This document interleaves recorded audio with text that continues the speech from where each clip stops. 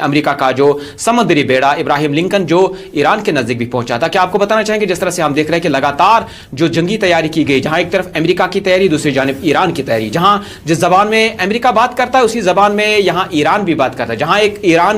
امریکہ کہتا ہے کہ ہم ان کو سبق سکھائیں گے, ہم ان کا پورا جو ہے نشٹ کریں گے, لیکن دوسری جانب یہاں ایران کی طرف سے جو اسٹیٹمنٹ آتے ہیں ان کا کہنا ہے کہ ہم جناب جی تیاری کر رہے ہیں, آپ آئیے, ہم آپ کا سواگت کریں گے. کس چیز سے سواگت کر کے, جدید ہتھیاروں سے. جس طرح سے انہوں نے پچھلے کئی دن سے لگاتار مختلف جو میزائلز کی جو نمائش انہوں نے کی, جو ڈرونز کی انہوں نے نمائش کی, کہیں نہ کہیں اب یہ کہیں گے کہ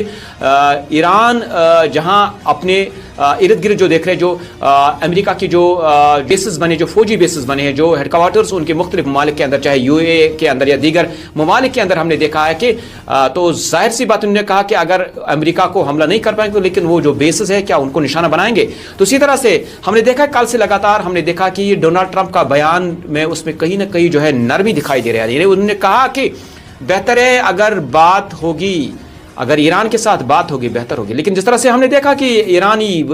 وزیر داخلہ عباس عراقچی نے کہا کہ ہمارے ساتھ کوئی بات چیت نہیں ہوئی ہے, نہ کوئی ڈیل ہوئی ہے. لیکن آپ کو بتانا چاہیں گے ہم لگاتار دیکھ رہے ہیں کہ پچھلے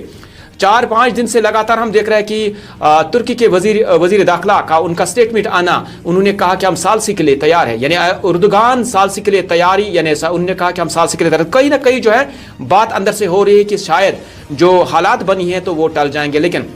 ماہرین یہ بھی کہتے ہیں کہ جو امریکہ نرم لہجہ رکھا ہے, انہوں نے جو نرم لہجہ رکھا ہے پچھلے کئی دنوں سے, لیکن اپنی طریقے سے انہوں نے جنگ کی تیاری کی ہے. لیکن اب دیکھنا یہ ہوگا کیا امریکہ اور ایران کے درمیان اگر یعنی جنگ ہوئی تو کیا یہ پہلے سے شدید ہوگا, اس سے خطرناک جنگ ہوگا. جس طرح سے ہم نے دیکھا ہے کہ جب کچھ دن کے لیے ان کی یعنی امریکہ نے جب ایران پر حملہ کیا, لیکن کیا اگر اس بار بھی